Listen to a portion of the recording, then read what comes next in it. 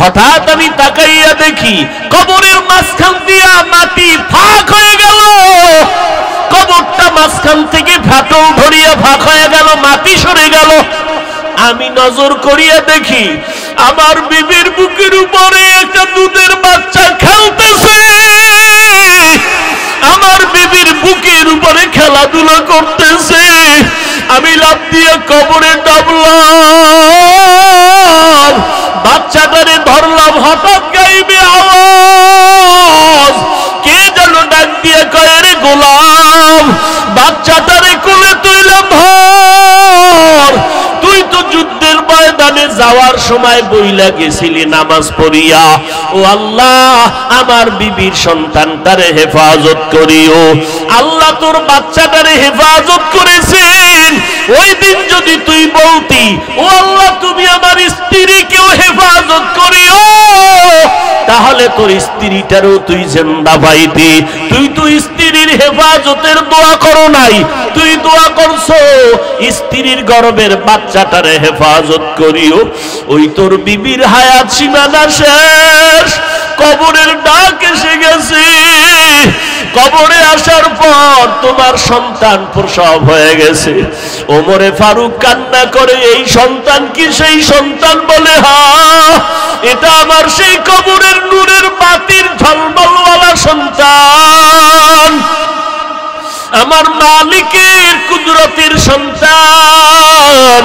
আমি এই সন্তানটারে কোলে নিয়ে দৌড়াইতেছি, কাকে বড় হলে মা বলে ডাকবে? ও পাঞ্চার মুসলমানেরা, কয়দিন আর বাহাদুরি করবি?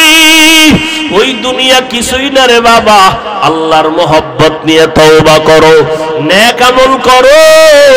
নেক আমল অল্প করবা, মাওলার কাছে অল্প আমল যথেষ্ট হবে নাজাতের জন্য। এরে যুবকেরা, ওই মা বাবার দোয়া নিয়ে সামনে আগাও। ও আল্লাহর বান্দারা, মনে করিও না নিজের কামালিয়া তার বাহাদুরি নিয়ে তুমি চলবা। আমলের লাইনে যত আগাও, অন্যের দোয়া ছাড়া কাজ হবে না।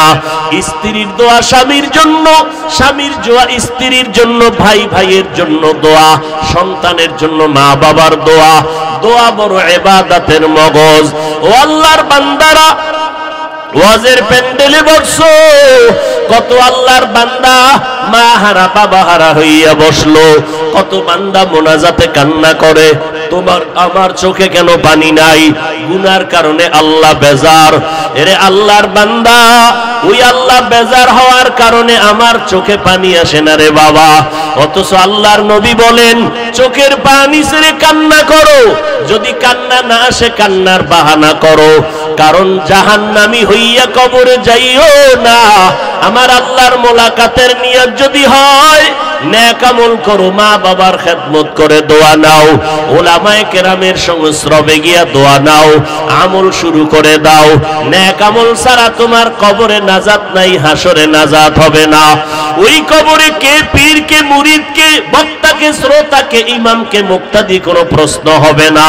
ওই কবরে প্রশ্ন হবে, রবের পরিচয় দাও, ধর্মের পরিচয় দাও, রাহমাতুল লিল আলামিনের পরিচয় দাও। রবের পরিচয় নাও, ইবাদত করো, আমল করো। আর উলামায়ে কেরামদের কাছে গিয়া মাওলার পরিচয় নিয়ে আমল শুরু করো। এখনো যারা করতে পারো নাই, কোন দিন কবরে ডাক আসবে জানা নাই রে বাবা। এই জীবনে কত যুবকের লাশ কবরে রাখলাম, ওই কবরে গুনাহ নিয়ে গেলে উপায় নাই। আজকে বক্তা হইয়া বয়ান করি, কত ভক্ত, কত মোহাব্বতের মানুষ আমার ডানে বামে অভাব নাই, কিন্তু আমার এই বক্তাগিরির ভাব আজরাইল আসা পর্যন্ত।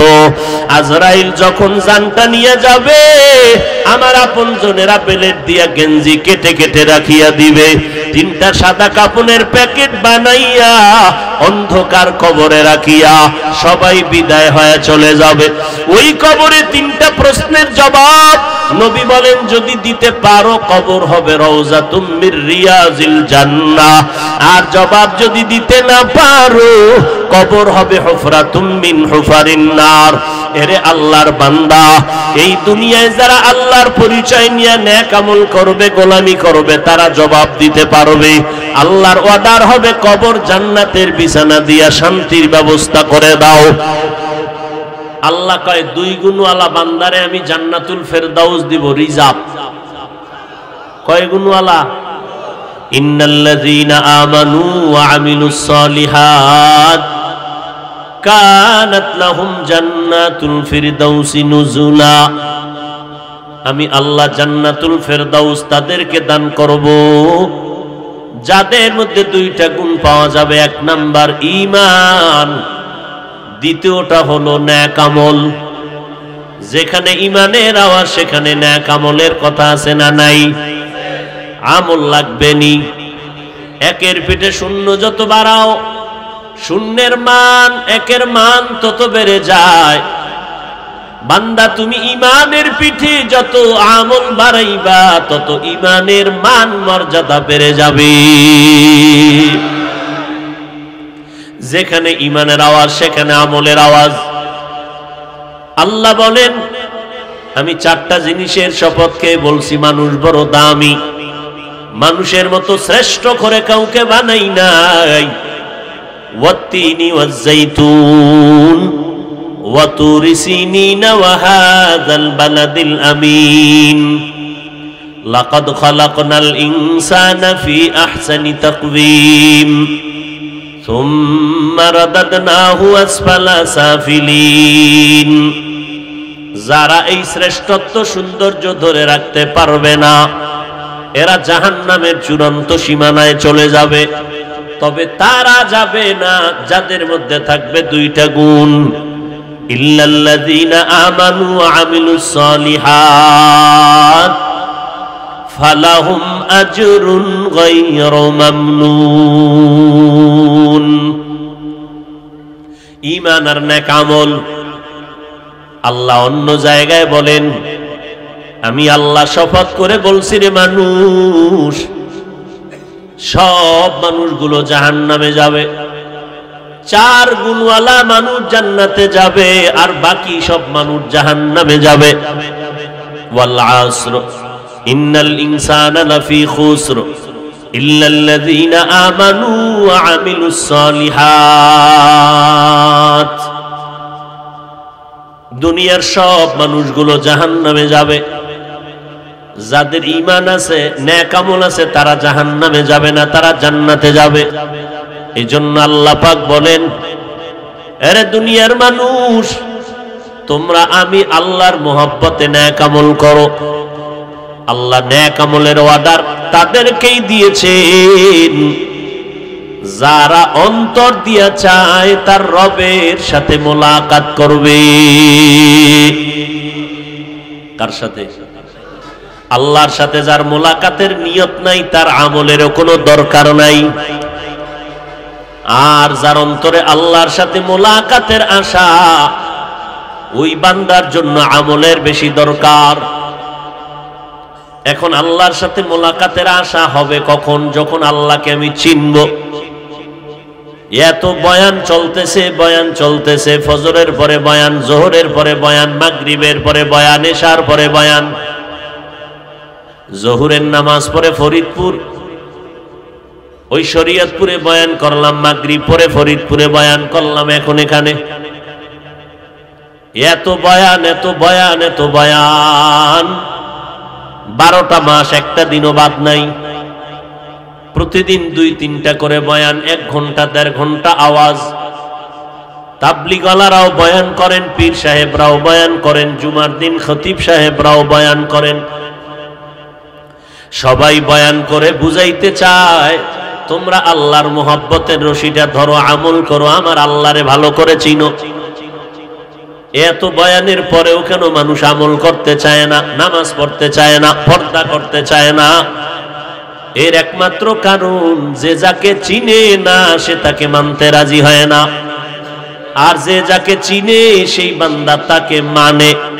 কেমন মানে? বলে প্রয়োজনে জীবন দেওয়ার জন্য রেডি হয়ে যায়। একটা যুবক যুবতীর জন্য জীবন দেয়, যুবতীর বাড়ি গিয়া ছেলেটা বসে কান্না করে।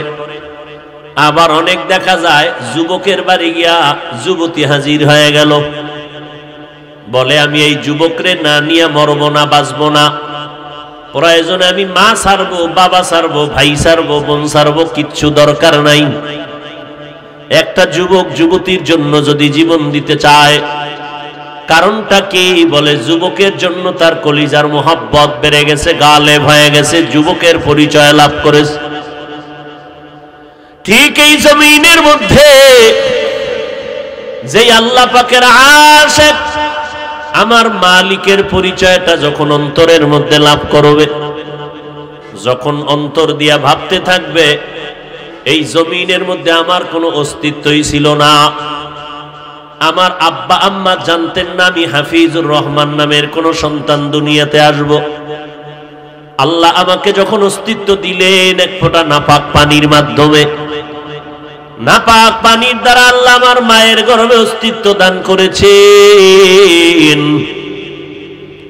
আল্লাহ বলেন, এরে গোলাম একটু চিন্তা কর, আমি গরুকে চিন্তা করার মতো মেধা দেই নাই, মানুষকে দান করেছি।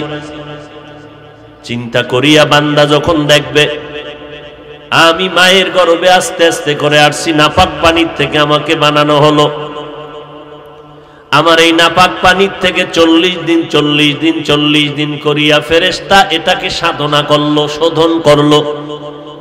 40 দিনের শোধনে নাপাক পানি রক্ত, রক্ত আবার শোধন করলো, আবার 40 দিনের পরে গোশত, আবার হাড্ডি, আবার গোশত। ওয়ালাকাদ খালাকনাল ইনসান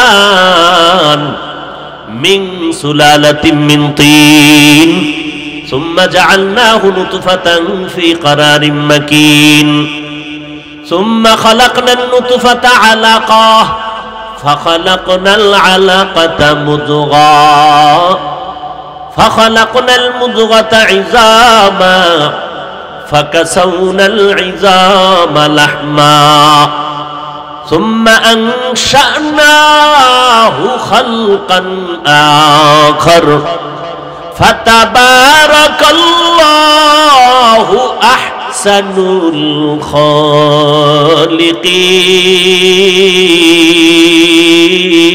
الخالقين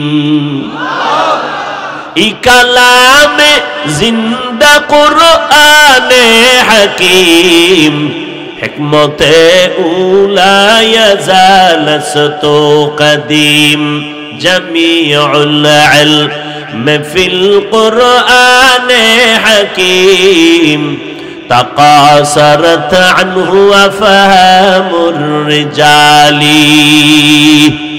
আমি হাফিজুর রহমানকে নাপাক পানির থেকে আজকে পাংশার চেয়ারে বসাইছেন, একজন পেছনে মিস্ত্রি আছে। এই বাইকে কথা বলি, ব্যাটারির চার্জ যায়, ফ্যানের বাতাস দিয়ে মেশিনটারে ঠান্ডা করে, এক নাগারে বেশি টাইম চললে গরম হবে, আগুন ধরে যাবে। বিদ্যুতের বাতি জ্বলে বিল দেওয়া লাগবে, না হয় লাইন কেটে দিবে।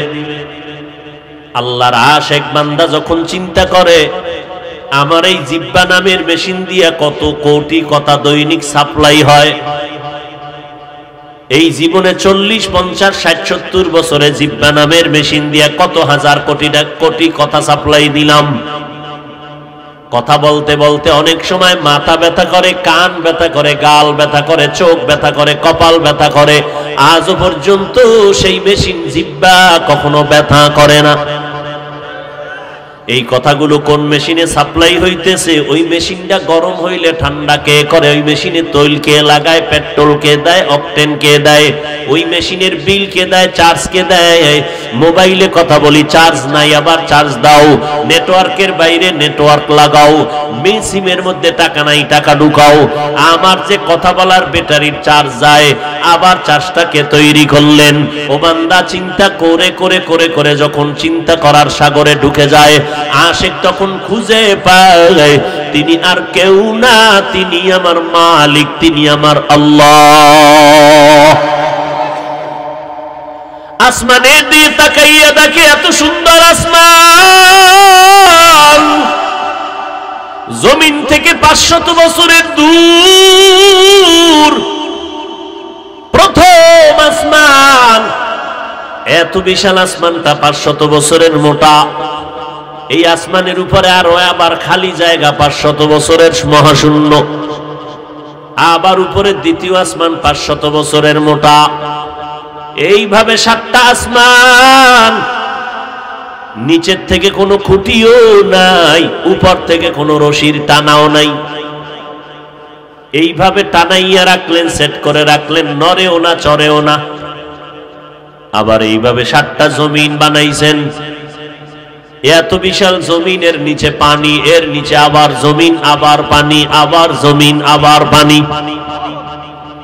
এই রকম 7টা জমিন বানাইছেন, 7টা আসমান বানাইয়া রাখলেন। এত সুন্দর আসমান, এত সুন্দর জমিন, যিনি বানাইছেন তিনি না জানি কত সুন্দর। কণ্ঠ এত সুন্দর দান যিনি করেছেন, যে আমার কণ্ঠ এত সুন্দর করে বানাইছেন তিনি জানি কত সুন্দর। এইভাবে চিন্তা করে করে করে যখন অন্তরে তামান্না, মূসা নবী মাদায়েন শহর থেকে স্ত্রীকে নিয়ে মিশরের দিকে রওয়ানা। রাস্তার মাঝে শীতের রাত, স্ত্রীর প্রসব বেদনা শুরু হয়ে গেল, বাচ্চা হবে। শীতের মধ্যে কোথায় যাবে? এক জায়গায় বসিয়া দেখে একটু আগুন দেখা যায়, আগুন পাইলেই তো একটু গরম লাগবে, শীতের মধ্যে কষ্ট লাঘব হবে।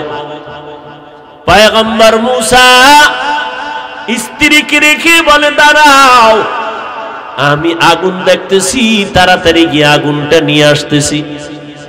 মূসা নবী চলে গেলেন আগুন আনতে গিয়া। যত কাছে যায় আগুন তত পেছনে যায়, তিনি যত সামনে যায় আগুন তত পেছনে ভাগে। মূসা নবীও দৌড়াচ্ছেন, আগুনও পেছনে যাচ্ছে। মূসা নবী সামনে যায়, আগুন পেছনে যায়। যাইতে যাইতে যাইতে যাইতে হঠাৎ করে একটা আওয়াজ হয়ে গেল, ইয়া মূসা ফাখলা'না আলাইকা বিল ওয়াদিল মুকদ্দাসি তুয়া। এই মূসা, তাড়াতাড়ি জুতা দুইটা খুলো,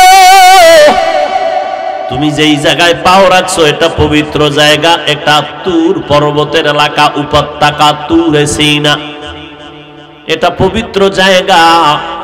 জুতা দুইটা খুলে ফেল, তাড়াতাড়ি জুতা নিয়ে ঢোকা যাবে না, বেয়াদবি হবে। মূসা নবী বলেন, দুনিয়ার কেউ যদি আওয়াজটা দিত, হয়তো ডান দিক থেকে, না হয় বাম দিক থেকে, না হয় সামন দিক, না হয় পেছন দিক, কিন্তু জুতা খোলার আওয়াজটা যে পাইলাম, চতুর্মুখী একটা আওয়াজ। আমি মূসা চিন্তা করে প্রশ্ন করলাম, আওয়াজটা কে দিলেন? আবার জবাব আসতেছে, আনা রব্বুক, আমি তোমার রব। মূসা নবী বলে, আপনি আমার রব? বলে হ্যাঁ।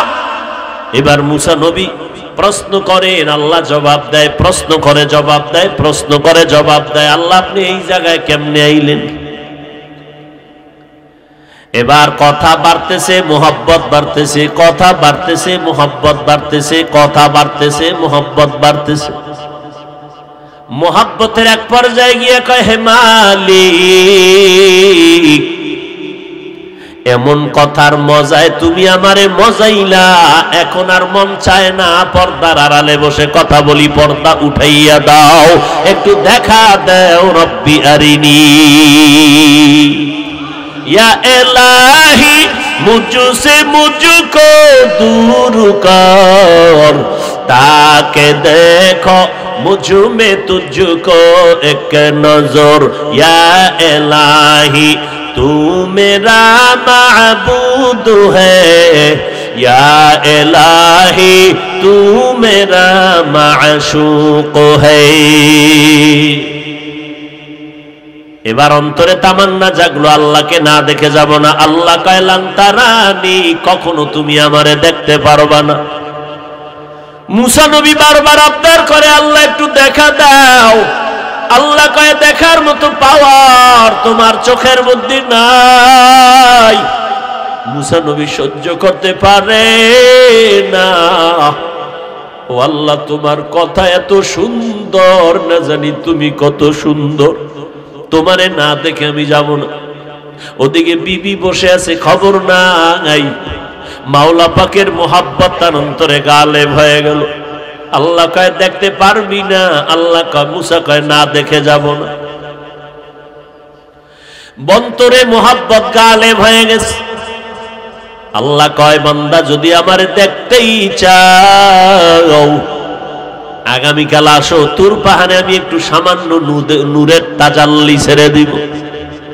যদি তুমি বরদাস্ত করতে পারো আমাকে দেখার রাস্তা খুলে যাবে। কারণ দুনিয়াতে দেখার মতো পাওয়ারওয়ালা চোখ আমি কাউরে দেই নাই।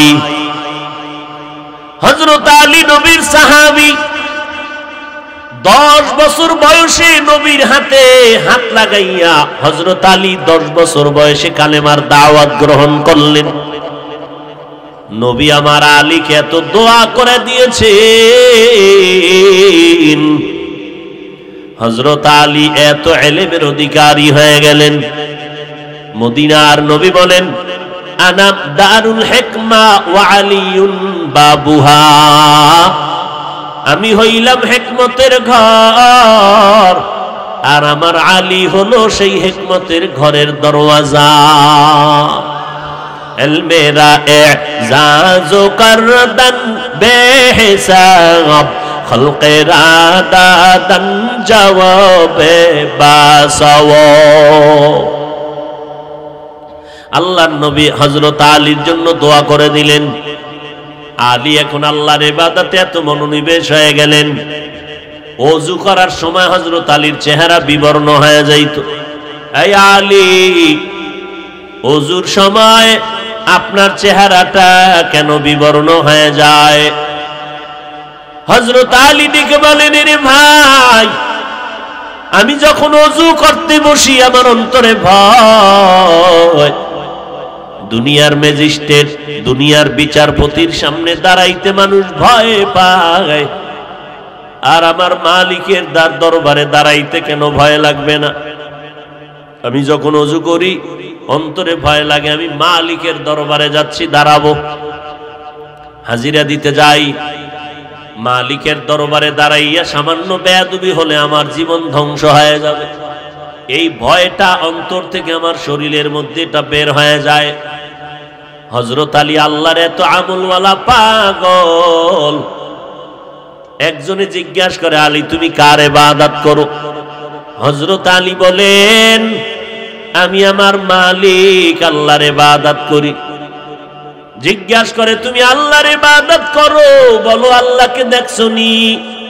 হযরত আলী ডেকে বলে, রে ভাই, আমি আলী এমন আল্লাহর ইবাদত করি না যেই আল্লাহকে আমি আলী দেখি না। আমি আলী এমন আল্লাহর ইবাদত করি না যে আল্লাহকে আমি দেখি না। আমি আল্লাহকে দেখে দেখে দেখে দেখে আমি আল্লাহর ইবাদত করি। মদিনার নবী বলেন, আনতা আবুদাল্লাহ কাআন্নাকা তারাহ ফাইন লাম তাকুন তারা ফাইন্নাহু ইয়ারা। ও বান্দা, তুমি আল্লাহর ইবাদত এমন ভাবে করো যেন তুমি আল্লাহকে দেখতে পাও। আল্লাহকে যদি দেখতে পাও তুই কি দেখবি? আমার আল্লাহর তো আওয়াজ নাই, লাহান নাই, কোনো আকৃতি নাই, কি দেখবি? হিচে কাসদার মুলকে উ আম্বাজো নেই, হিচে কাসদার মুলকে উ আম্বাজো নেই, কৌলে উরা লাহনে নেই, আওয়াজ নেই। আল্লাহর কোনো আওয়াজ নাই, কোনো লাহান নাই, কোনো আকার নাই, কোনো আকৃতি নাই, দেখবি কি? দেখবি কি? এক তো দেখা যায় না, যদি দেখার রাস্তা খুলে তো দেখবি কি? আলী কয়, আমি আল্লাহরে না দেইখা ইবাদত করি না। ওদিকে নবী কয় হাদিসে জিবরাইলে, বান্দা তুমি আল্লাহর ইবাদত এমন ভাবে করো যেন তুমি আল্লাহরে দেইখা দেইখা ইবাদত করো। ও আল্লাহর নবী, এক তো আল্লাহরে দেখা যায় না, যদি দেখা করি তো আল্লাহরে দেখবো কি? আওয়াজ নাই, লাহান নাই, কিছুই নাই।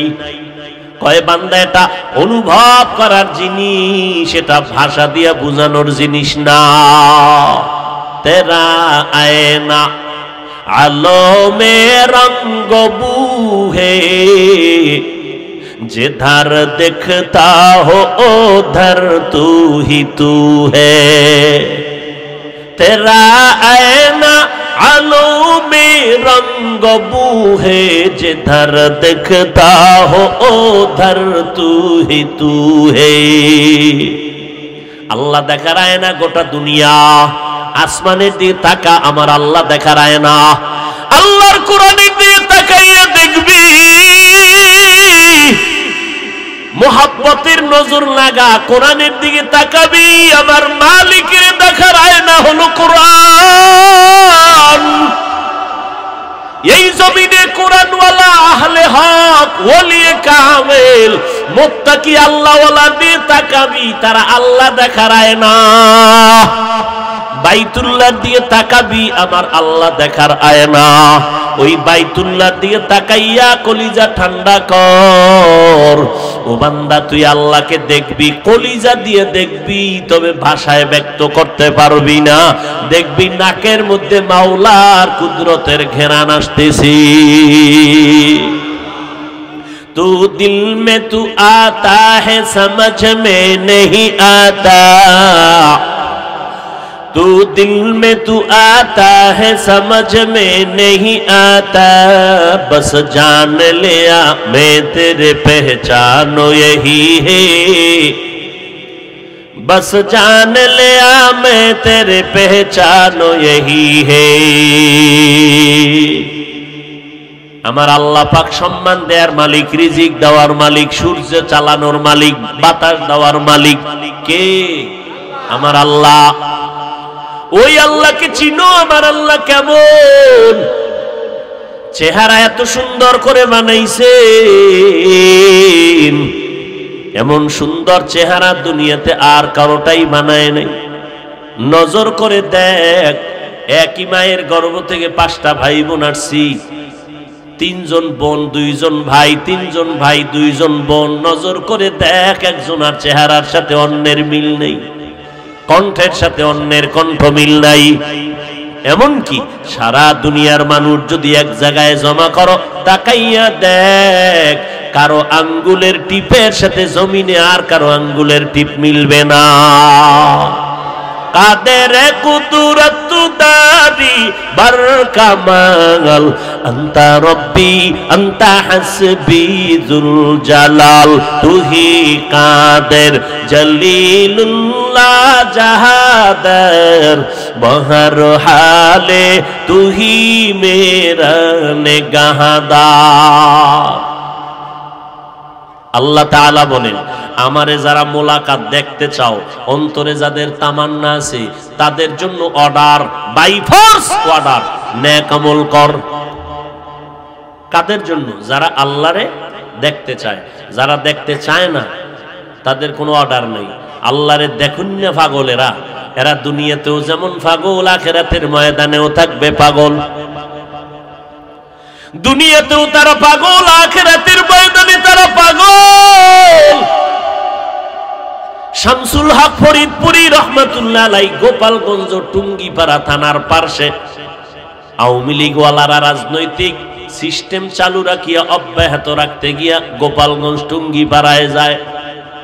স্বাধীনতার স্থপতি মরহুম শেখ মুজিবুর রহমানের মাজার জিয়ারতে ফুল দেয়, দোয়া নেয়, যায়নি?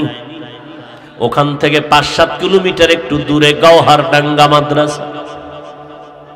জগতের শ্রেষ্ঠ আল্লাহওয়ালা শামসুল হক ফরিদপুরি রহমাতুল্লাহ আলাইহি, এত বড় আল্লাহর ওলি,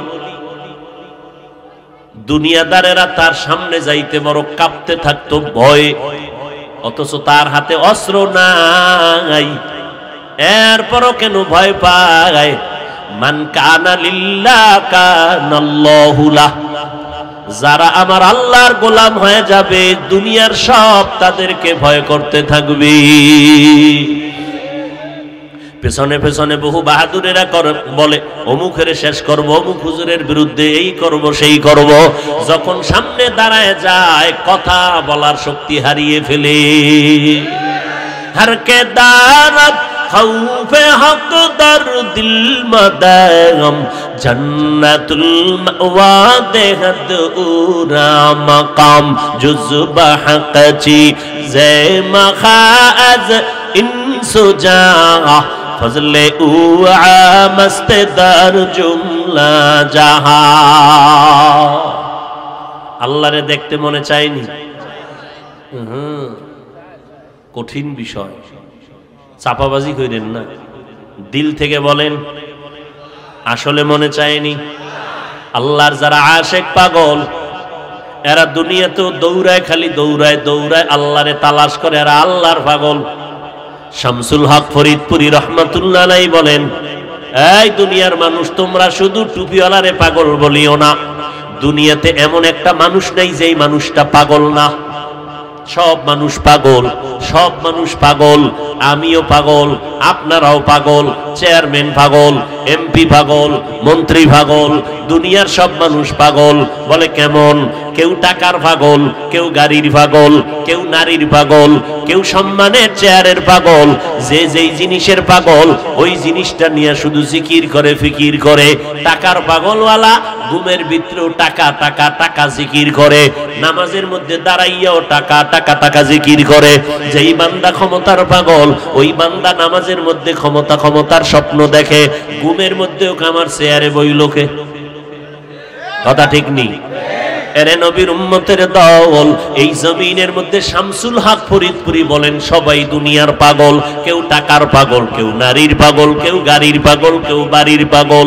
আর একদল পাগল, এরা টাকার পাগল না, বাড়ির পাগল না, গাড়ির পাগল না, ক্ষমতার চেয়ারের পাগল না। এই মানুষগুলো হলো আমার আল্লাহর মোলাকাতের পাগল। এরা খাইতে গেল আমার আল্লাহরে তালাশ করে, খানার ভিতরে আহ আহ করে শব্দ করে, আসমানের দিয়ে তাকাইয়া আমার আল্লাহরে তালাশ করে, জমিনের দিকে তাকাইয়া আমার আল্লাহর তালাশ করে, সূর্যের দিকে তাকাইয়া আমার আল্লাহর ঘেরান নেয়, চাঁদের চাঁদের দিকে তাকাইয়া আমার আল্লাহর কুদরতের ঘেরান নিতে থাকে, পানির দিকে তাকাইয়া আমার আল্লাহর কুদরতের ঘেরান নেয়, পাহাড়ের দিকে তাকায় আমার আল্লাহর তালাশ করে। ও হজ মাহফিল পাইলে দৌড়ায়, আজান শুনলে মসজিদে দৌড়ায়, কারণ এখন আমার মাওলা দিছে, আমার বিবির কথা শোনা যাবে না, আমার সন্তানের কথা শোনা যাবে না, চাকরি করা যাবে না, ব্যবসা করা যাবে না, আমার আল্লাহর ডাক আসছে আল্লাহু আকবার, আমার আল্লাহই সব থেকে বড়। এখন দুনিয়ার কোনো চাকরি বড় না, ব্যবসা বড় না, মা বড় না, বাপ বড় না, আল্লাহ বড়। তার দাওয়াতে আমার যেতেই হবে। দৌড়াইয়া মসজিদে বান্দা হাজির হয়ে গেল। এই যে পাগলগুলো কিয়ামতের ময়দানে এরা পাগলের মতো দৌড়াবে আর বলবে ও দয়ার মালিক, হিসাব টিসাব বুঝি না, কখন তোমার সাথে মোলাকাত হবে, একটু রাস্তা কইলা দাও। আল্লাহ কয় একটু অপেক্ষা কর। ইয়া আইয়াতুহান নাফসুল মুতমাইন্না ইরজিই ইলা রাব্বিকি রাদিয়াতাম মারদিয়া ফাদখুলি ফি ইবাদি ওয়াদখুলি জান্নাতি। তোর মতো কিছু পাগলেরা আরশে আজিমের নিচে বসে আছে, ওরা আমার আশেক, ওরা আমার পাগল। হ্যাঁ পাগলেরা, তোরা ওই জায়গায় গিয়া বস। এরপরে আমার নবী জান্নাতের গেটে গিয়া যখন তালা খুলবে, ওই সময় গিয়া তোমরা জান্নাতের ময়দানে মেহমানখানায় ঢুকবা। এরপরে আমি আল্লাহ আসার পর আমি পর্দা উঠাইয়া আমার আশেকের সাথে মোলাকাত করব। আল্লাহর সাথে মোলাকাতের আশা আছে তো ইনশাআল্লাহ? আল্লাহ কবুল করেন। যারা আল্লাহর সাথে মোলাকাতের আশা, আল্লাহর অর্ডার হলো বান্দা বাই ফোর্স অর্ডার, নেক আমল করো। কি আমল? নেক আমল। মদিনার নবী কয় কি পরিমাণ আমল করবা? নবী কয় অল্প আমল কর, যদি ইখলাস নিয়ে করো তোর অল্প আমল নাজাতের যথেষ্ট হয়ে যাবে, জান্নাতের দরজায় বিনা হিসাবে পৌঁছাইয়া দিবে। বেশি আমলের দরকার নাই, অল্প আমল করো, তবে আমলটা আল্লাহর কাছে গ্রান্টেড হওয়ার জন্য একদিকে লাগবে তোমার ইখলাস, অপর দিকে সাবধান যেন শিরকের গন্ধ না থাকে। আমলের দাম আছে না নাই? একজন সাহাবী নবীর একজন সাহাবী ঘটনা বর্ণনা করেন। সাহাবী বলতেছেন, আমার আব্বাজানের কথা, ওমরে ফারুকের আমল চলে, খলিফাতুল মুসলিমিন। যেই ওমরে ফারুকের দেখলে শয়তান পর্যন্ত রাস্তা দিয়া পালিয়ে যায়। কেমন একটা মানুষ চিন্তা করেন, শয়তান ফালাইয়া যায়, কেমন ভয়। আর আমগো পাংশার একজন চালাক বাঙালি কয়, হুজুর শয়তান আমারও দেখলে ফালায়। কেন? কয় ওর থেকে বড় শয়তান আমি। ওমরেরও দেখলে শয়তান পালায়, আর আপনারও শয়তান দেখলে পালায়। কয় আমার এই এলাকায় দরকার নাই, আমার যত আকামের কাজ এই মহাপণ্ডিত চালায় যাইতেছি, আমি তারে খেলাফত দিয়ে দিলাম, তুমি আকাম করতে থাকো, আমার আসার দরকার নেই, আমি বিজি আছি, অন্য এলাকায় যাই। ওমর বসে আছেন, হঠাৎ একজন আল্লাহর বান্দা একটা শিশু বাচ্চা কাদের মধ্যে নিয়ে কত আদর করতেছে। ওমরের নজর গেল, এই বান্দা, বাচ্চাটারে কাদের মধ্যে নিয়ে তো আদর করো, কে তোমার? এটা? আমার সন্তান। তুমি কি তার বাবা? বলে হ্যাঁ। এত আদর কেন করো? কয় খলিফাতুল মুসলিমিন। আপনার কি মনে হয়? কয় আমার অন্তর কলিজা ঠান্ডা। সব মা বাবা যদি এমন হয়ে যাইতো, সমাজে অশান্তি থাকতো না। তা ডেকে বলে, খলিফাতুল মুসলিমিন, এই সন্তান আমার স্বাভাবিক সন্তান না, জমিনের কোথাও আমার এই সন্তান আমি পাই নাই। এই সন্তান আমার কলিজার মাটির নিচের সন্তান। মাটির উপরের না নিচের? কথা কয় না। একজনে কয়, বাচ্চা একটা পাইছে, ভাইয়ে কয় তুমি এত আদর করো কেন? কয় না মিয়া, এটা আমি ঘরে পাই নাই। কই পাইছো? ট্রাকের তলে। কোথায় পাইছি? ট্রাকের নিচের সন্তান। বলে কেমনে পাইলা? কয় ময়মনসিংহ থেকে ঢাকা আসার রাস্তা, হাইওয়ে রোড, 4 লাইনের পথ, সেকেন্ডের মাথায় গাড়ি দৌড়ায়। হঠাৎ করিয়া 3 জন মানুষ রাস্তার পারে দাঁড়ায় গেল, এপার থেকে ওপার যাবে, মাঝখানে কন্যা সন্তান, এক পাশে বাবা, এক পাশে মা। 3 জনের হাতে হাতটা লাগাইয়া যখন রাস্তা পাড়ি দেওয়ার জন্য বিশ্ব রোডে কয়েকটা কদম দিয়ে সামনে গেল।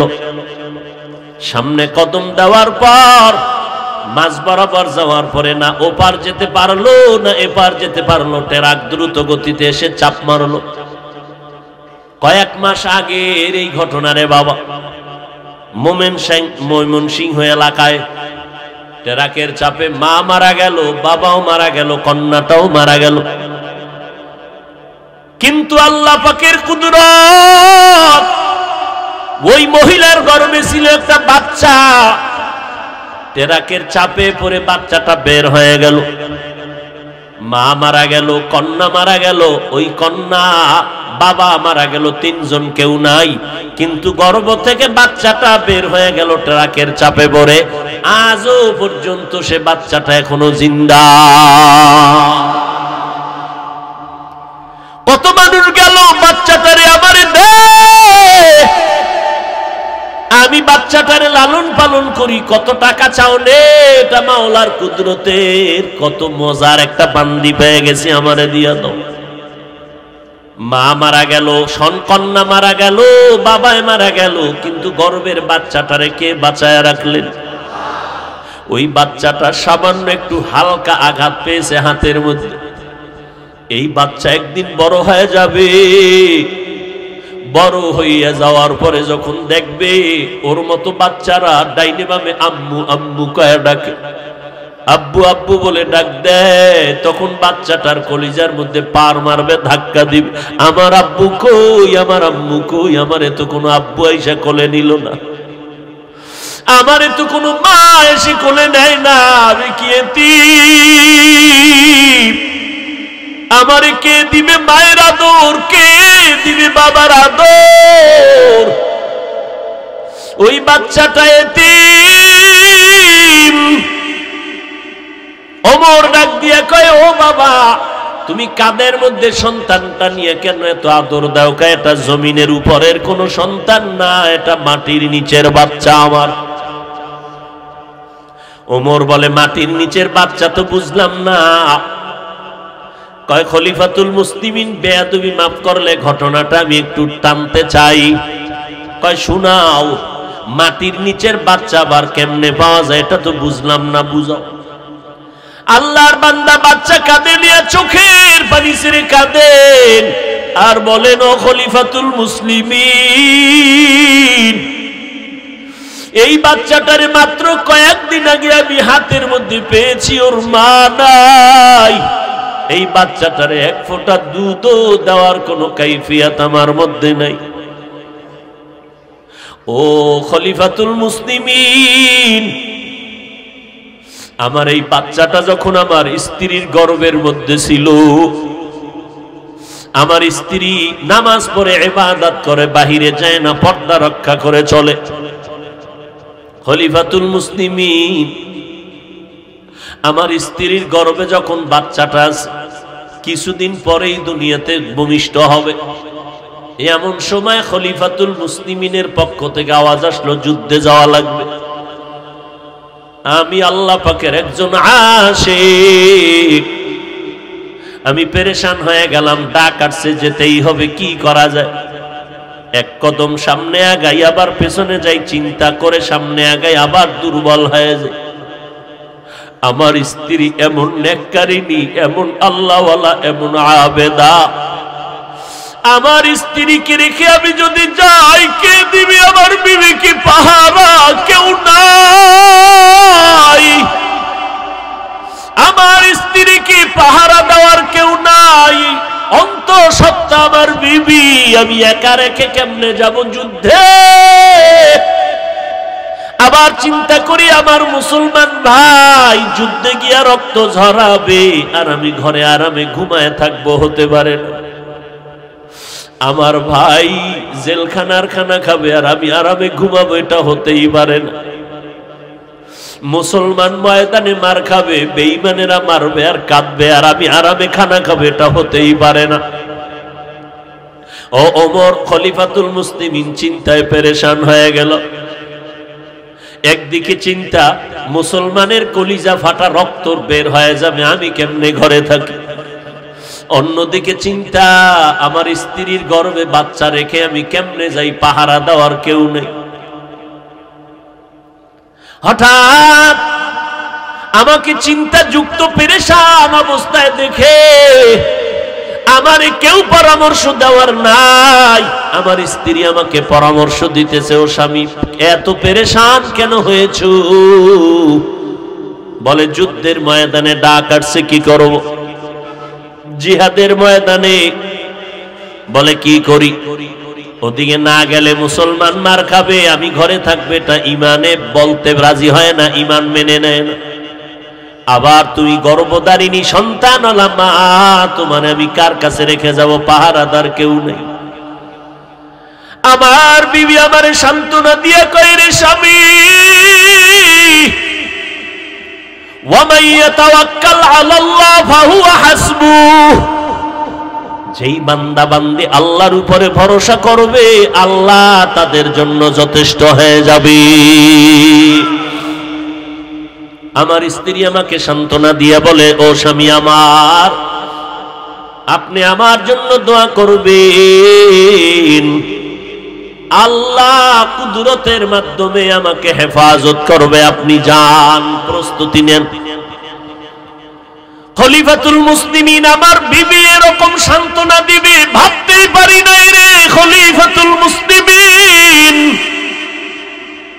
ওমর ডাক দিয়ে কয়, রে সিজদায় পড়িয়া শুকর আদায় করিও, এমন একজন নেককারিনী বিবি যদি পাও। কারণ এক হাতে কখনো তালি বাজে না, বিনা বাতাসে পানি নড়ে না। দুই দিকের সম্পর্ক আর মোহাব্বত যদি না থাকে, স্বামী আর স্ত্রীর মন যদি এক জায়গায় না হয়, ওই ঘরে ফুল বাগানে কখনো ফুল ফুটে না। কত স্বামীরা নামাজ পড়তে চায়, স্ত্রী পড়তে দেয় না। এরে পর্দার আড়ালের আম্মা জানেরা, ও আম্মা জান, মাইকেরা শুনতেছেন, আপনারা নবীদের মা, সাহাবায়ে কেরামের মা, আউলিয়ায়ে কেরামদের মা, খাজা মঈনুদ্দিনের মা, বড় পীর আব্দুল কাদের জিলানীর মা, আবু বকর, ওমর, ওসমান আলীর মা, আপনারা আয়েশার মতো নারী, খাদিজা রাদিয়াল্লাহু আনহার মতো নারী, ফাতেমা রাদিয়াল্লাহু আনহার মতো নারী। কেমন আমার আয়েশা নবীর স্ত্রী, কেমন খাদিজা নবীর স্ত্রী। আয়েশা বলেন, আমি 6 বছরে নবীর সাথে আমার বিবাহ। কয় বছরে? মোনাজাত দিয়ে দিমু, জোরে কণ্ঠ খুলো, কয় বছরে? কার বিয়ে কার সাথে? আম্মা জান আয়েশার বিয়ে নবীর সাথে। 6 বছরে বিয়া। আয়েশা বলেন, আমি 9 বছর বয়সে নবীর ঘরে গেলাম। 18 বছর বয়স যখন হয়, আমার নবী বিদায় নিয়ে চলছেন। আমি আয়েশার 18 বছর, আমার নবী নাই, নবী বিদায়। আমি নবীর ঘর করলাম মাত্র কয় বছর? গেছে, হিসাব গেছে, বুঝলেন? 6 বছর। এমন ভিড়া দরকার। 6 বছরে বিয়া, 9 বছরে নবীর ঘরে আসছে, 18 বছরে নবী বিদায়। তাহলে ঘর করলেন মাত্র 9। আম্মা জান আয়েশা বলেন, আমি এই 9 বছর নবীর সুহবাত পাইয়া আল্লাহ আমার এত বরকত দান করেছেন। এই আম্মা জান, আপনার বয়স তো দূরের কথা, আপনার মাইয়ার বয়স হয়ে গেছে 19। আপনি কি শিখছেন? আম্মা জান বলেন, আমি মাত্র 9 বছর নবীর ঘরে থাকলাম, আমার বয়স মাত্র 18। আল্লাহ তাআলা আমাকে নবীর দোয়ায় এত ইলম দান করেছেন, আমি আয়েশা 2000 হাদিসের উপরে হাফেজা হয়ে গেছি।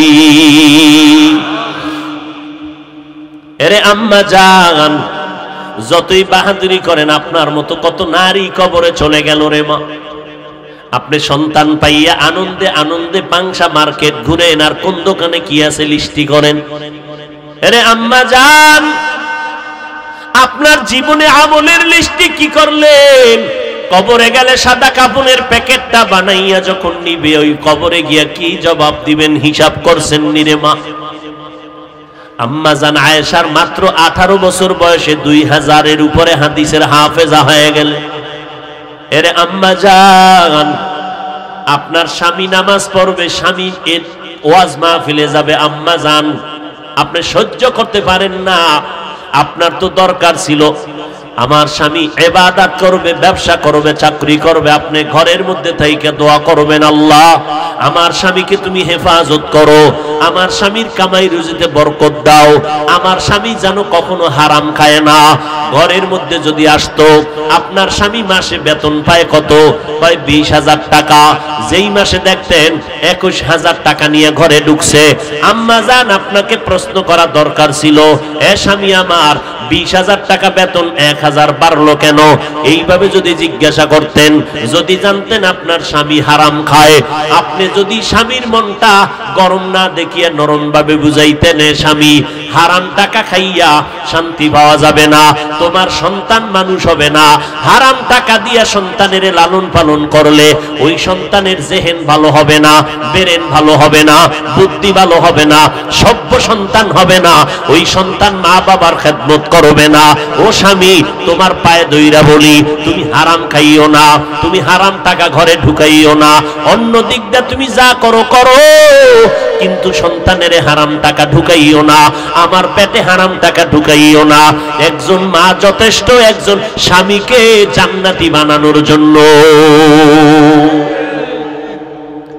আম্মা জান কেমন নারী? কোরআনওয়ালা নারী, ভালো বাবার সন্তান। এরে আম্মা জান, এইবার দোয়া স্বামীরে সান্ত্বনা দিয়া বলে, স্বামী যুদ্ধের ময়দানে যাবেন, কারণ আমাকে পাহারা দেওয়ার থেকে যুদ্ধের ময়দানে আপনার ইমানের দাম বেশি, ইমানের মূল্য বেশি, ইমানের টাকা যা পূরণে যুদ্ধে যান। তবে আপনি আমার জন্য দোয়া করবেন, আল্লাহ যেন হেফাজত করেন, আমি যেন ধৈর্য ধারণ করে থাকতে পারি। বলবো আর একটু সামনে, আল্লাহ কবুল করেন। আমল কিছু করছেন? কোনো আমল নাই, টুকটাক যা করছেন তাও ভাবসাবের কারণে শেষ, আমলের খবরই নেই। আবার কত বড় নিমক হারাম কয়, সবাই জান্নাতে গেলে জাহান্নামে যাবে কারা? এরকম কপাল পরা আছে না নাই? অথচ একটা নেকের টানে বাবা জাহান্নামে যাবে, সন্তানের হাতে জান্নাতের মালা পরবে। কথা ঠিক নেই? জিন্দেগি মে বন্দেগি তু করনা হে, जिंदगी में बंदगी तू करना है, जिंदगी में बंदगी शर्मिंदा है, जिंदगी में बंदगी शर्मिंदा है। आए थे हम कुछ न कुछ खरीदने को,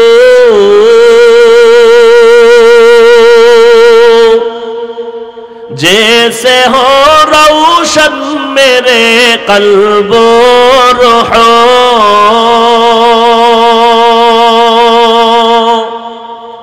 आए थे हम कुछ न कुछ खरीदने को,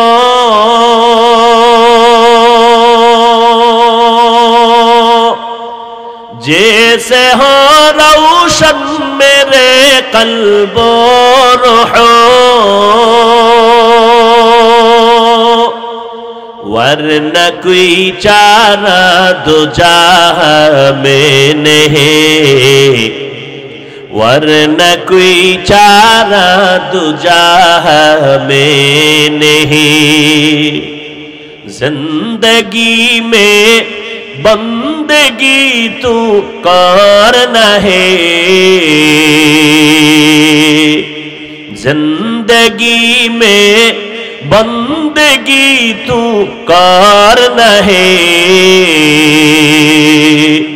जिंदगी में बंदगी शर्मिंदा है, जिंदगी में बंदगी शर्मिंदा है। খারাপ লাগে? আল্লাহ কবুল করেন।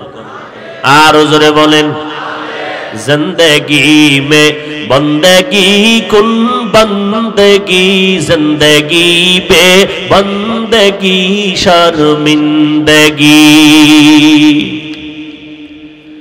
ওরে আল্লাহর গোলাম, আল্লাহর বান্দি সহযোগিতা করেছেন, এই জন্যই তো আল্লাহ বলেছেন হুন্না লিবাসুল লাকুম ওয়া আনতুম লিবাসুল লাহুন্না। আমি আল্লাহ স্ত্রীকে স্বামীর ইমানের পোশাক বানায় দিলাম, আর স্বামীকে স্ত্রীর জন্য পোশাক বানায় দিলাম। দুইজনে এক অন্যের ইমানের কি পোশাক। স্ত্রী যদি উল্টা পাল্টা হয়, স্বামীর ইমান দুর্বল। স্বামী যদি উল্টা পাল্টা হয়, স্ত্রীর ইমান বড় দুর্বল। কারণ আমার শরীর আছে, পোশাক নাই, কেউ আমারে আর ভালো জানবে না, আমার শরীরটা নিয়ে মানুষের সামনে যেতে পারবো না। আমার ইমান আছে, আমার স্ত্রী যদি সহযোগিতা না করিয়া ইমানের পোশাকটা কমপ্লিট করে না দেয়, আমি মালিকের দরবারে দাঁড়াইতে পারবো না, বড় লজ্জা লাগে। এই জন্য বিয়া করার আগে দিনদার মহিলা বিয়া করবা। ও বান্দা, বিয়া করতে গিয়া তুমি সব দেখলাম, মাইয়ার চেহারা কেমন, গঠন কেমন, লেখাপড়া কেমন, বাড়ি গাড়ি কেমন, বাবায় কি করে, মা কি করে, কিন্তু সব দেখলা, একবারও জিগাইলা না মেয়েটা কোরআন পড়তে পারেনি, মা নামাজ পড়তে পারেনি। কারণ কোরআন বলা মাইয়া যদি ঘরে আনতা, ওই কোরআনওয়ালা নারী শ্বশুর শাশুড়ির কোনোদিন কষ্ট দিত না। স্কুলের মেয়ে আনো, দুঃখ নাই। কলেজের মেয়ে বিয়া করো, দুঃখ নাই। তবে কোরআনওয়ালা কন্যা ঘরে আনিও, কারণ এইটাই তোমার জীবনের সংসার সাজায় দিবে, আখিরাতটাও সাজায় দিবে তোমার স্ত্রী। কথা ঠিক নেই? আজকে বয়ানে আসছি, দৌড়ের উপরে আছি, দৌড়ের উপরে 5টা মিনিট বাসায় সময় দিতে পারি না। যাইতে যাইতে ফজর হয়ে যাবে, সাহারি খাইয়া ঘুমাবো। বৃহস্পতিবার, কালকে রোজার দিন। মায়ার নবী সোমবার আর বৃহস্পতিবার রোজা রাখতেন।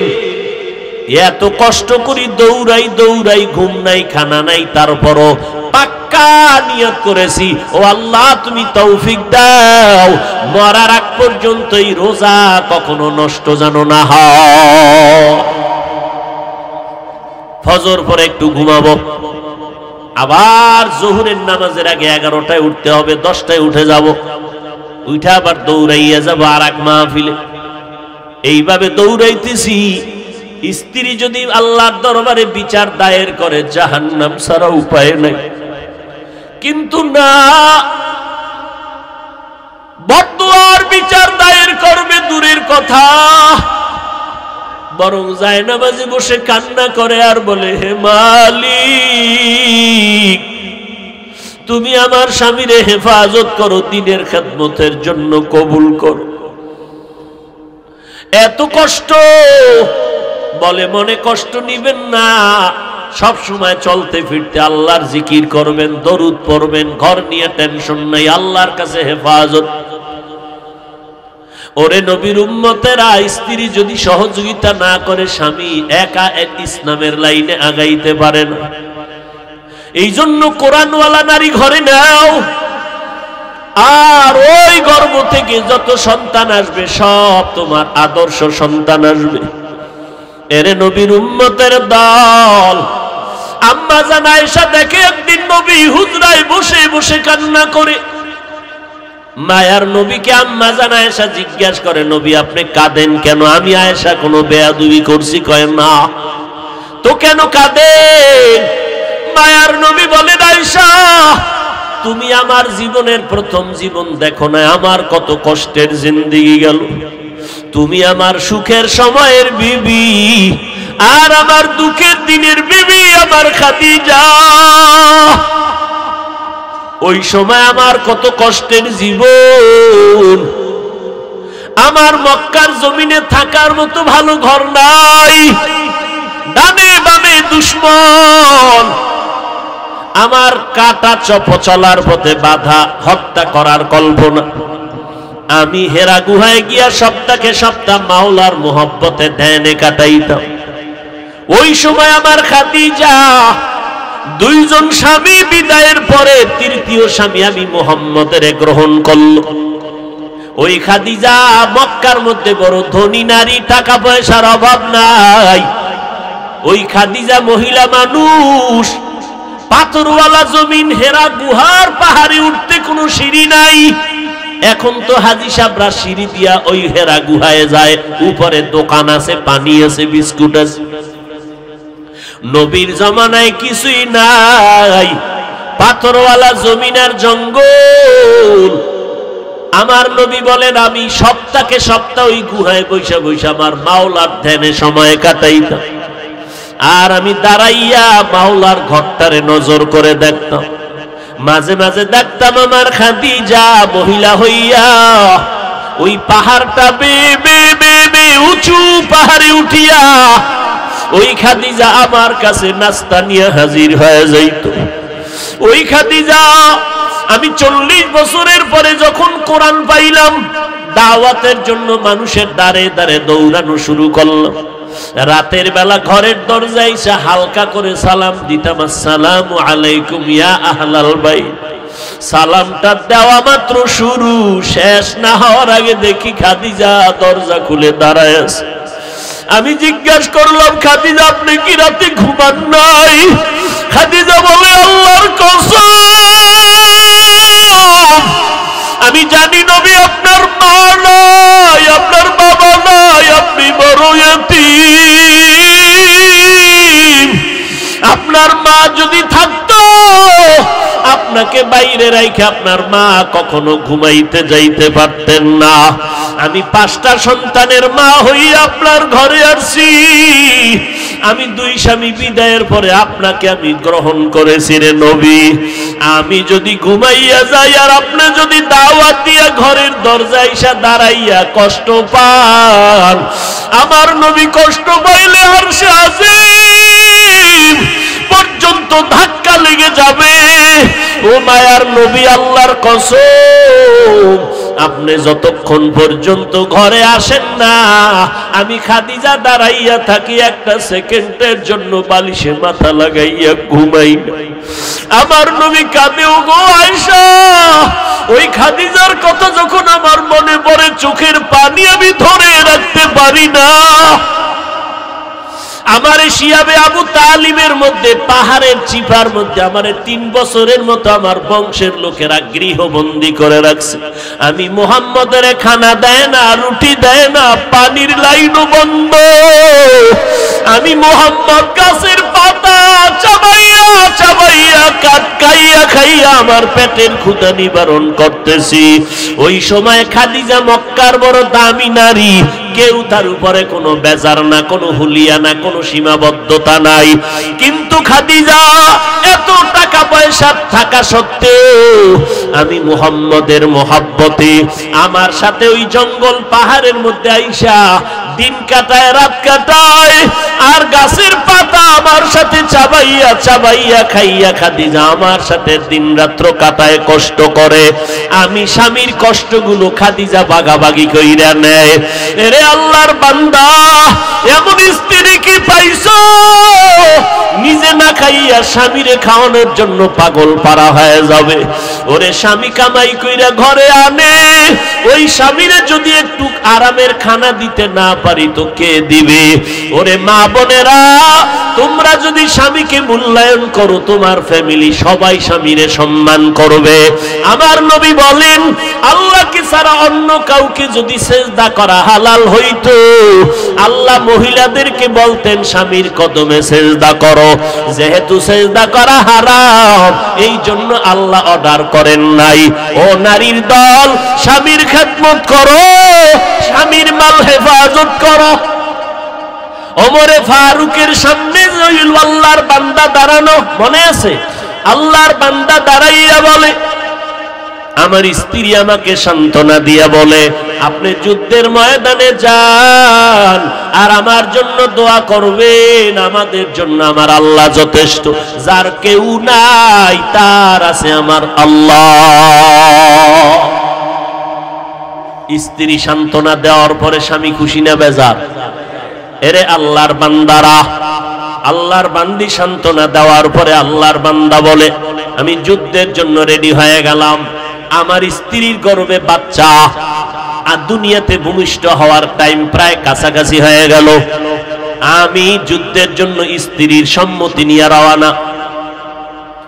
যাওয়ার বেলায় যখন আমি রেডি হয়ে বিদায় নিব, আহা কেমন স্ত্রী! আমারে হাতটা ধইরেই কয় দাঁড়ান। কই যান? কয় যুদ্ধে যাই। কয় দাঁড়ান। অজু আসেনি? কয় আছে। কয় গাট্টিটা রাখেন, 2 রাকাত সালাতুল হাজাত নামাজ পড়ে আল্লাহর কাছে দোয়া করে যান।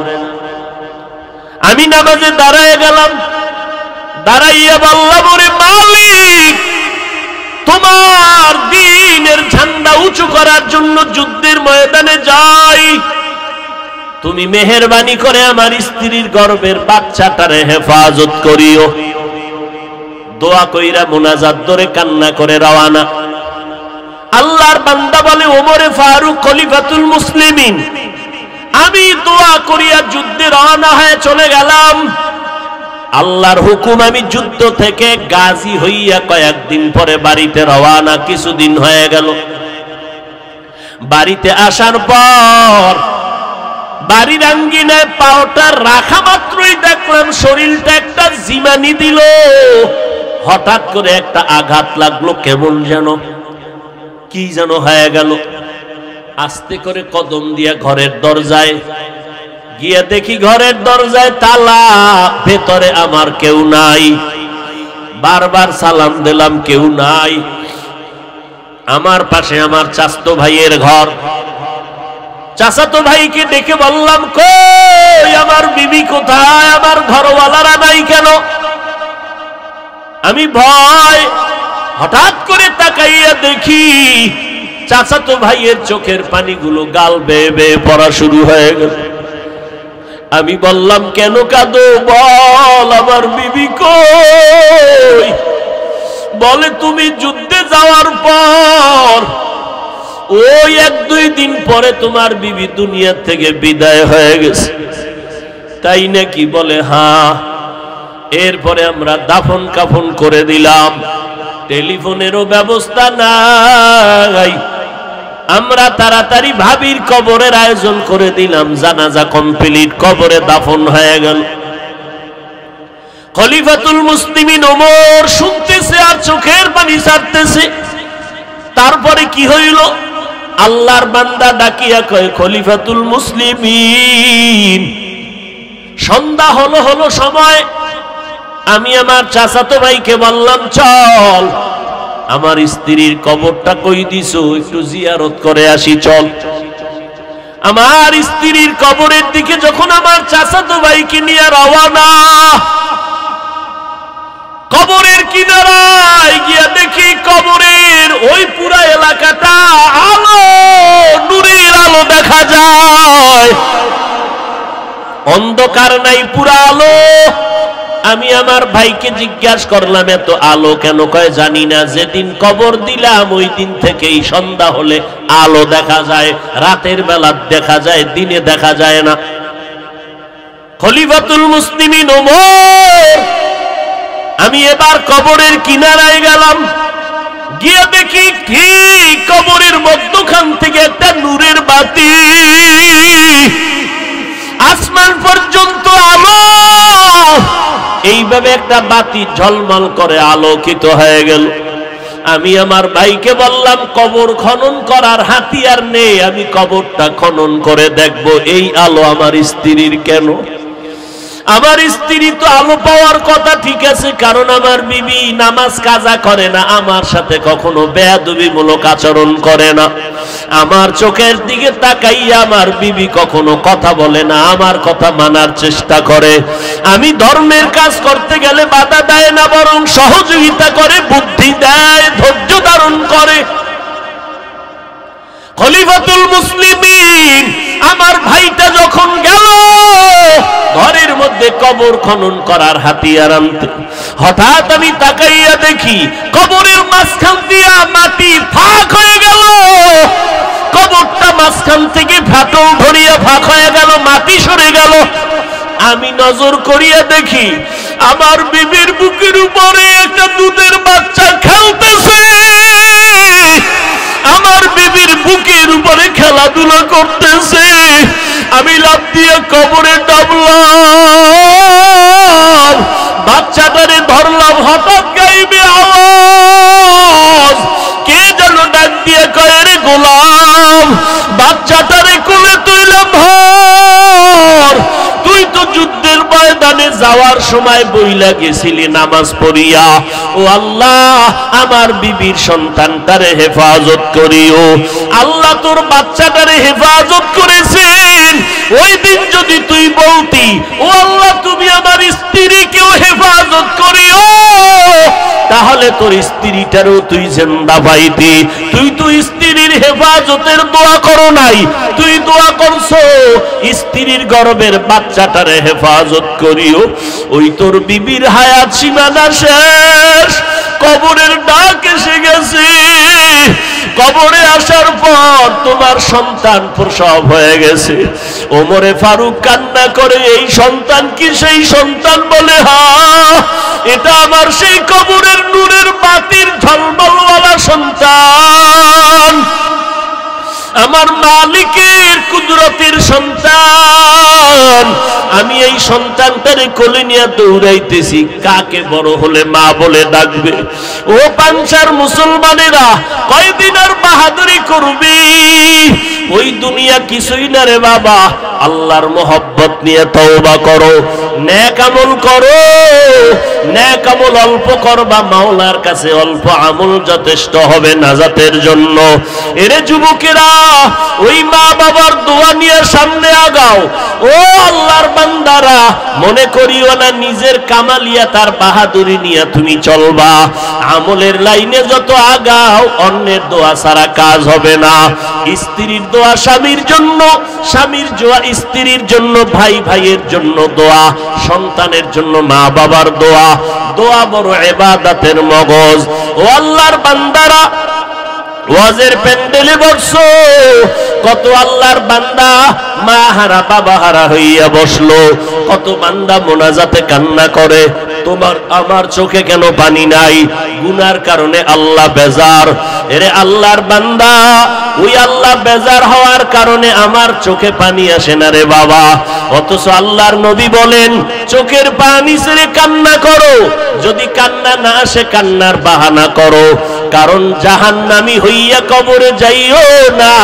আমার আল্লাহর মোলাকাতের নিয়ত যদি হয়, নেক আমল করো, মা বাবার খেদমত করে দোয়া নাও, ওলামায়ে কেরামের সংস্রবে গিয়া দোয়া নাও, আমল শুরু করে দাও। নেক আমল ছাড়া তোমার কবরে নাজাত নাই, হাসরে নাজাত হবে না। ওই কবরে কে পীর, কে মুরিদ, কে বক্তা, কে শ্রোতা, কে ইমাম, কে মুক্তাদি কোনো প্রশ্ন হবে না। ওই কবরে প্রশ্ন হবে, রবের পরিচয় দাও, ধর্মের পরিচয় দাও, রাহমাতুল লিল আলামিনের পরিচয় দাও। রবের পরিচয় নাও, ইবাদত করো, আমল করো। আর উলামায়ে কেরামদের কাছে গিয়া মাওলার পরিচয় নিয়ে আমল শুরু করো। এখনো যারা করতে পারো নাই, কোন দিন কবরে ডাক আসবে জানা নাই রে বাবা। এই জীবনে কত যুবকের লাশ কবরে রাখলাম, ওই কবরে গুনাহ নিয়ে গেলে উপায় নাই। আজকে বক্তা হইয়া বয়ান করি, কত ভক্ত, কত মোহাব্বতের মানুষ আমার ডানে বামে অভাব নাই, কিন্তু আমার এই বক্তাগিরির ভাব আজরাইল আসা পর্যন্ত। আজরাইল যখন জানটা নিয়ে যাবে, আমার আপনজনেরা প্লেট দিয়া গেঞ্জি কেটে কেটে রাখিয়া দিবে, তিনটা সাদা কাপড়ের প্যাকেট বানাইয়া অন্ধকার কবরে রাখিয়া সবাই বিদায় হয়ে চলে যাবে। ওই কবরে তিনটা প্রশ্নের জবাব নবী বলেন, যদি দিতে পারো কবর হবে রওজাতুম মির রিয়াজিল জান্নাহ, আর জবাব যদি দিতে না পারো কবর হবে হুফরাতুম মিন হুফারিন নার।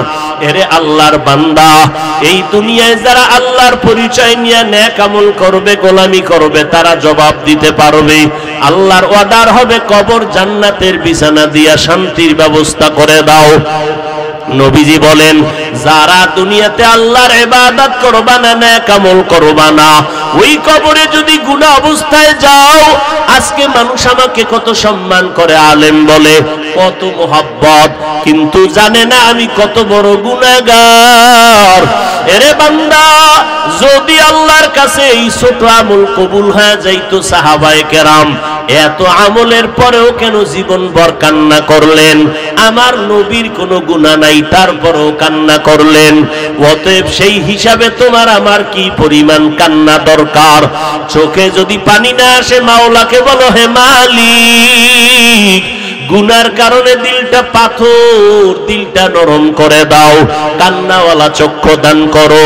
ওই কবরে গিয়া জাহান্নামের আগুন সইতে পারবো না, মাটির চাপ সহ্য করতে পারবো না। আল্লাহর কাছে তওবা করো রে যুবক। তোমার মতো যুবকরা বার্নি পুলিশ বিডিআরে চাকরি করে, এক বেলার নামাজও বাদ দেয় না। তোমার মতো যুবক তাকায় দেখো, আজকে ব্যবসা করে, হারাম খায় না, এক নামাজও বাদ দেয় না। তোমার নিজের প্রশ্ন করো, তুমি কেন পারবা না? তোমার মতো যুবক তাকায় দেখো, স্কুল কলেজে পড়ে, নামাজ ছাড়ে না, রাস্তায় গাড়ি চালায়, নামাজ ছাড়ে না। ও পর্দার আড়ালের মা বোনেরা, আল্লাহর কাছে তওবা করে নেন, স্বামীর খেদমত করেন, সন্তানগুলো আদর্শ মানুষ বানান, 5 বেলার নামাজ পড়েন, আল্লাহর কাছে কান্না করেন, পিছনের গুনার জন্য তওবা করেন, আর মনে মনে ডাকেন, হে মালিক, এই ময়দানে আমার মতো গুনাহগার কেউ নাই, আজকে থেকে তওবার নিয়ত করে ফেললাম, মরিয়া গেলে যাব, আর কোনোদিন নামাজ ছাড়ব না, বেপরদায় চলব না, মা বাবাকে কষ্ট দিব না, ওলামায়ে কেরামের বিরুদ্ধে যাব না, নবীর তরিকা মানিয়ে চলব, আর কখনো দেশ জাতির বিরুদ্ধে ষড়যন্ত্র করব না। হায়াতের মালিক আল্লাহ, রিজিকের মালিক আল্লাহ, ইজ্জতের মালিক আল্লাহ। ও মা বোনেরা, সন্তানটারে যদি আদর্শ মানুষ বানাইতে চান, আপনাকে আদর্শওয়ালা হতে হবে, আপনার স্বামীকে আদর্শওয়ালা হতে হবে। না হয় যত হুজুরের বয়ান শোনাবেন, আপনারা যদি আদর্শবান না হন, সন্তান আদর্শবান বানানো কঠিন হয়ে যাবে। অতএব আল্লাহর কাছে আদর্শের জন্য দোয়া করেন, নবীর সুন্নতওয়ালা জীবন দান করার দোয়া করেন, আর পেছনের গুনাহ থেকে আল্লাহর কাছে ক্ষমা চান। সন্তান যুবকেরও বলবো, মা বাবার থেকে দোয়া নাও, উলামায়ে কেরামের দোয়া নিয়ে চলো, পেছনের গুনাহ থেকে তওবা করো, মরিয়া গেলে যাব, আজকে থেকে এক বেলার নামাজ ছাড়ব না, মা বাবার সাথে বেয়াদবি করব না, দেশ ও জাতির বিরুদ্ধে ষড়যন্ত্র করব না, আলেম ওলামাদের বিরোধিতা করে গুনাহগার হব না। তওবা করার যদি খাঁটি নিয়ত হয়, মুনাফিকি যদি না থাকে, খাঁটি তওবার নিয়ত যাদের আছে, আল্লাহর মোহাব্বতে দুটো হাত উঁচু করে দেখাইয়া দেই। আয় আল্লাহ, হাতগুলো কবুল করে নেন, তওবা কবুল করে নেন, তওবার উপরে মজবুত হইয়া চলার তৌফিক দান করেন, আমিন। আলহামদুলিল্লাহি রাব্বিল আলামিন, ওয়াসসালাতু ওয়াসসালামু আলা সাইয়্যিদিল আমবিয়াই ওয়াল মুরসালিন ওয়া আলা আলিহি ওয়া আসহাবিহি আজমাইন।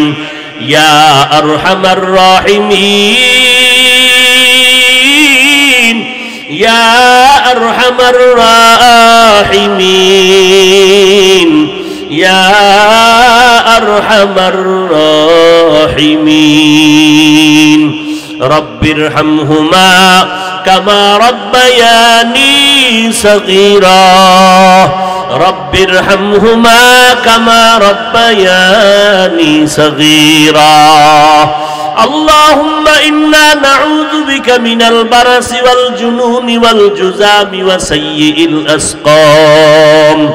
اللهم إنا نسألك رضاك والجنة ونعوذ بك من سخطك والنار. ربنا آتنا في الدنيا حسنة وفي الآخرة حسنة وقنا عذاب النار. बता हमको तेरे राह की तरफ है, तेरे राह पर चला हमको खुदाया, बेगुनाह न गुज़श्त पर मसाअती, बाहुज़ूरे दिल न करदम ताअती।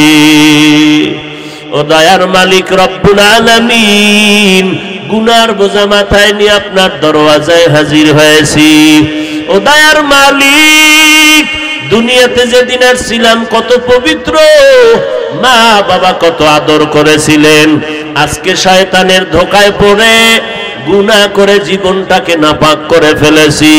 তওবার দরজায় ফিরে আসছি রে আল্লাহ, মেহেরবানি করে আমাদের জীবনের সব গুনাহগুলো মাফ করে দেন আল্লাহ।